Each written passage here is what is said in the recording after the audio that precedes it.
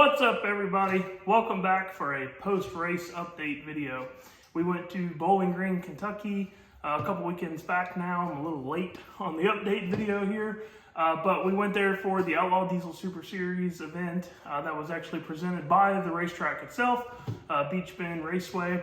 And me and my guys, we were all looking really forward to going to this because TS was our favorite event. TS was always held at Beech Bend, and so we were hoping that this would kind of pay a little homage to that and have some TS-ish type vibes.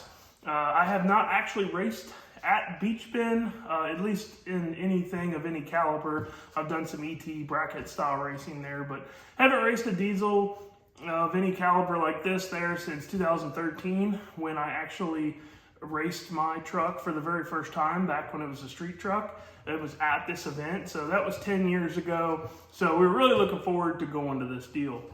They originally had testing on Thursday, and we had thought about getting into the testing. To be honest with you, it was a little expensive.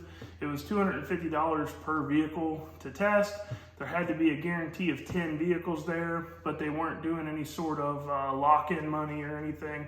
And in the event that you got there and say there was only 5 or 6 people that wanted to test, you'd have to come up with the rest of the money amongst those people. So it could have turned into a expensive endeavor pretty quickly. So we decided to skip the Thursday testing. They ended up getting more than 10 trucks there, so they were able to do it at the $250 price. But we elected to skip that. Spent the day just kind of hanging out around Bowling Green. It's a cool town. If you've never been to that part of Kentucky, it's neat. There's some wineries there. The Corvette Museum is there. Mammoth Cave. There's tons of stuff that you can do around the Bowling Green area. So kind of just spent the day relaxing. It was super hot. Very humid that weekend. Just honestly probably more miserable than it was at UCC. So we enjoyed the day of not having to be in the heat, knowing that Friday and Saturday were going to be pretty hot. So we get everything set up Thursday night, avoided that heat. We were ready to go for first thing Friday morning for our first round of qualifying. So if you remember from the last video, I have decided for the purposes of science to run the truck fuel only, turn the nitrous off, still use the nitrous for spooling, but once it's up on boost, turn the nitrous off, and then I put the pump back, move the fuel plate back forward where it was back in 2021, just to see if that made the engine any happier, see what the EGT looked like, see what the boost pressure looked like, and ultimately see if that slows us down any or speeds us up. So that's where we're at for Q1. We're just going to start off there. The racetrack looked like it was pretty slimy at first. Like I said, it was really hot and humid, but I'm not at a point yet with my truck to where track conditions matter too much. So I was just going up there to do my thing anyways. Go up there, go through the burnout box. We do a good burnout.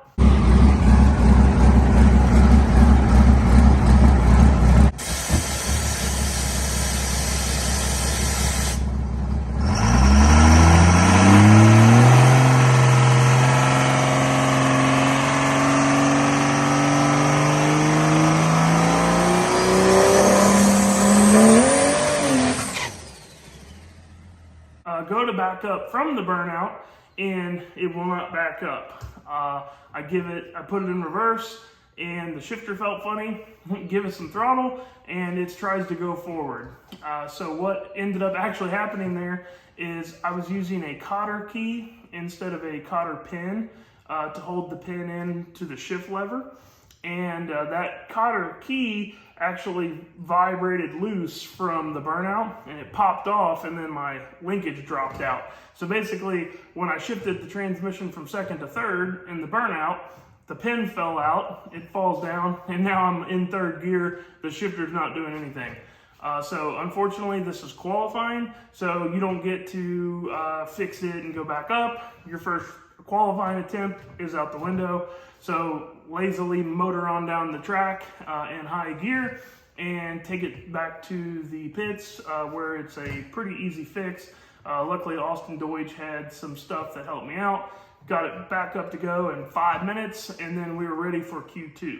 So in Q2, I'm gonna repeat the run that I tried to make in Q1. So go up there, do the burnout, go up, take the tree, stage it, and it goes down through there.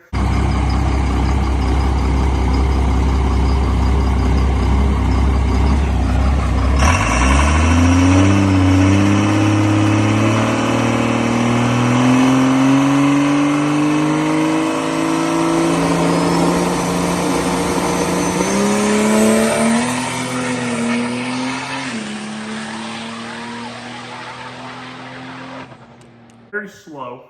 The 60 foot was really slow. It was a 156 60 foot. It went 417 through the middle, and it went a 632 at surprisingly 112 miles an hour. So we definitely did not lose any mile per hour by turning off the nitrous and just running it back fuel only. So I looked through the data to try to figure out why the 60 foot is so slow. And we had the dump valve on because, like I'd mentioned before, the track was slimy. I wanted to just make sure that we made a run to start with, especially after losing that first run. So I left the dump valve on until trans brake release, just to make sure that it didn't do anything stupid, make sure the boost looked good and in check and everything. And that's what really killed the 60 foot there. When you leave the dump valve on, especially when you have an internal converter dump, you're leaving with a lot of converter charge pressure out of that thing, and you'll never fully get it all back, especially early. So for the next run, which is our Q3, which is actually our last run, I am going to turn the dump valve on and just leave everything else alone. Just leave the, turn the dump valve off. So once it's up on boost, the dump valve will turn off at 18 pounds of boost. And so now we'll be leaving the starting line with our converter charge pressure back in it. Also on that first run there, it did not make the 1-2 shift, what I had programmed to be the 1-2 shift. It only made what I had programmed to be the 2-3. So essentially it made the 1-2 shift. So it ran out at 112 mile an hour to 633 in second gear on that run. So that showed a little bit of promise there too. We have not been 630s since 2021. We're still quite a ways off of that 595 that we ran, but we're working on getting there. So I go into the computer, I fix what I believe to be wrong with how I have the smart wire condition set up to get it to make those proper shifts. And then we go up there for our next run.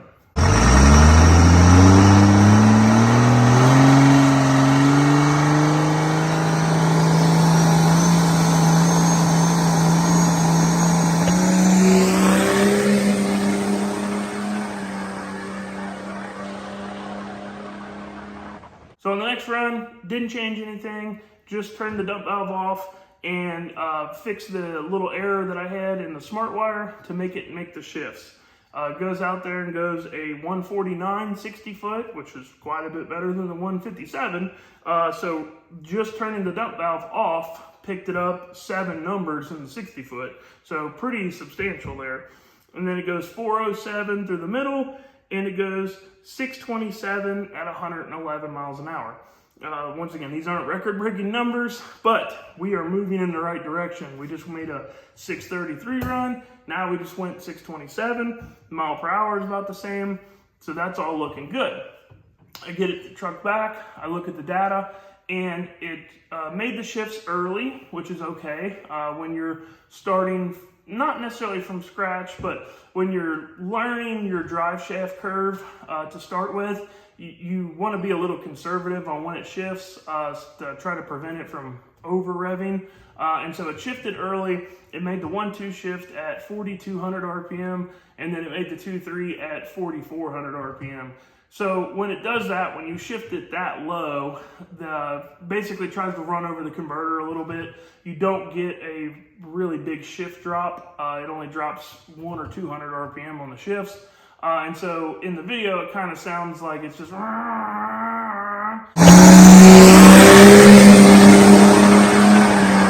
because it's just kind of running over the converter there. The interesting thing about that is sometimes there's not a lot of ET to be gained or lost like that, but there's definitely ET to be lost when the engine doesn't make the power at 4,200 as it would at 5,000 RPM. So after I see that, I'm kind of surprised that it still went a 627 at 111, but I'm happy that it made both shifts. I believe that I've got it fixed and we're moving in the right direction.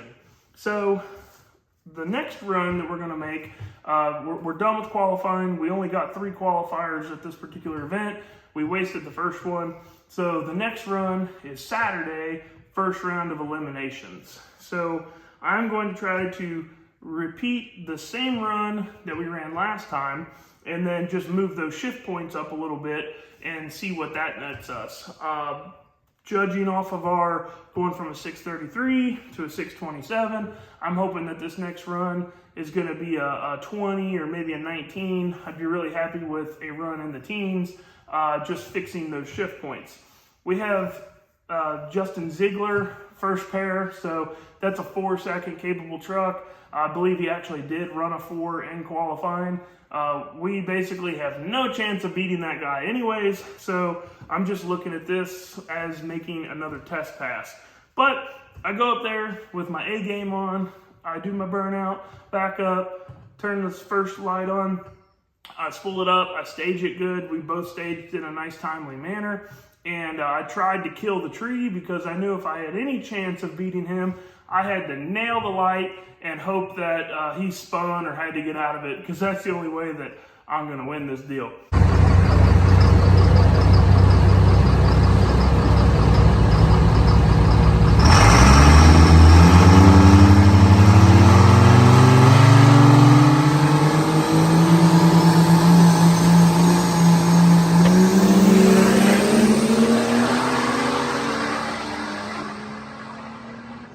So that's exactly what I did. I actually went a 061 reaction time to his 102. So I didn't, murder him on the tree, but I did get out on him quite a bit. And then it went 150 flat to the 60 foot, 1500. And with my advantage on the starting line and his 135 60 foot that he went, we were almost dead even at the 60 foot. So it looks like a really cool drag race in the beginning of that video. And then of course after that he just motors on away from me. But our shifting issue comes back and the truck does not leave first gear. By the time I realize that it hasn't shifted and I try to get to the shifter button, the run is over. If you hear the engine at high RPM, it's already too late. You've already got that thing 500-600 RPM way out of where it needed to be shifted at, sometimes 1,000 RPM, depending on how quickly you hear it and how well acclimated you are with your engine. And there's just no point of trying to continue the run. It's over. So I abort the run, and the surprising thing is it still went 408 through the middle in first gear. And it went 407 on the last run when it short shifted. So not sure exactly what to make of that information, but it's very interesting that it went the same number through the middle as it did in the run before, and it stayed in first gear. So that pretty much ended out our weekend. We obviously lost that round. We did not get to back up the pass from before like I was hoping to. And so that is a conclusion of our time at Beech Bend. Now, coming back from that, looking at the data, all these events and stuff we go to, this is all just data collection for us right now. We're trying to learn things about the combo. We're trying to make good choices based on data, not just based on opinion, on parts that we change, the way that we run the truck. And we have pretty well, we have data and good support to prove that we have way too much injector. I was originally under the belief that I had 5x35s in this, which is a huge injector, but I didn't realize how big an injector like that really is as far as the amount of horsepower that it will support. So I ended up talking to Dan Scheid after I looked through my data and felt like we were way overfueled, and he agreed that we were. Even though the engine's happier on fuel, ultimately the goal is to run this thing on nitrous. So really this was just an experiment to see how bad off our injectors were, or how much the injectors were hurting us, and then be able to make an educated decision on how much smaller to go. So talked with Dan about all this, and it turns out that I actually had 5x30s in this truck. So I was a little disappointed at first, because I thought, oh man, you know, that was what I was in my mind thinking about switching to, was from a 5x35 to a 5x30. Now I already have 5x30s, and I'm still have evidence of being heavily overfueled. Where are we going to go from here? So we decided to go to a 5x25 nozzle. And if you do the math on it, once you do the math, it all makes sense. At first, I thought a 5x25 was quite a bit small, and I was worried about limiting horsepower potential. But the 5x30 is what Dan and Jared run in the dragster, and they make 2,800 horsepower on fuel only with that. So if I'm trying to make like 1,500 on fuel, I am way over injected. And if you do the math on the area of a circle, the 5x25s are about 45% smaller than 5x30s. So substantially smaller, but they will still support 1,500 horsepower on fuel. So that is going to get us a lot closer to being efficient. The truck should be way less smoky. The engine should be much happier. The shaft speed on the turbo should actually come back down a little bit, and then it will allow us to safely use nitrous while keeping EGT in check and keeping the shaft speed in check. So I've already got the injectors out, already got those sent over to Dan, and that is our game plan moving forward. So pretty successful data outing. We found some stuff that we can absolutely make some changes that we know will move us in the right direction. So the next step will be getting the injectors back, getting them back in, and then just going to the track again, not changing anything else. There's no need to change anything else. But there's one thing that we did need to address in the meantime, and that is why did it not shift properly the first time? It shifts when I tell it to the second time, then it doesn't shift to the third time at all. And so I consulted with one of the guys I talked to a lot, Ben Shaddy, and I was explaining to him what I had going on. Ben knows smart wire stuff. Ben's a really good all-around tuner electrical guy, knows a lot of stuff. And so basically this is how I was running it. When the drive shaft RPM would see, let's say 1700 drive shaft RPM, it would send power to the MAC valve, which would open to move the air shifter. Well, you need to keep that MAC valve energized for long enough for it to actually have time to send air pressure and move the shifter into the next gear. So we were using a 100 RPM window on the drive shaft RPM. So the power would turn on at 1700 drive shaft RPM, it would turn off at 1800 drive shaft RPM. That way it would keep it energized. So when I was explaining this to Ben, he told me that I needed to add a delay to basically an off delay, so that way when it sees my target window, it has enough time to make the shift, because that RPM window, there's probably not enough time in there for it to consistently make the shift every time.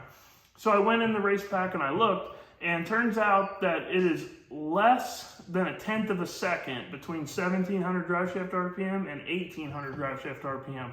So you're trying to send a power output to a MAC valve, which has to open, send air pressure to a shift solenoid, which has to move a shift solenoid rod to make the shifter move, and then move the linkage in the transmission. Yes, this is dumb. I feel like all transmissions should probably be electronic at this point, but that's how it is. And that is just not enough time, less than 1/10 of a second. It was actually 0.0994 to be exact, to consistently make that shift every time. So I was recommended to add a 0.3 off delay. So once it's seen that target window, it would send the power, and then it would keep the power on for 3/10 more of a second. So essentially 4/10 of a second that will be energized, and that is enough time for it to consistently make the shift every single time.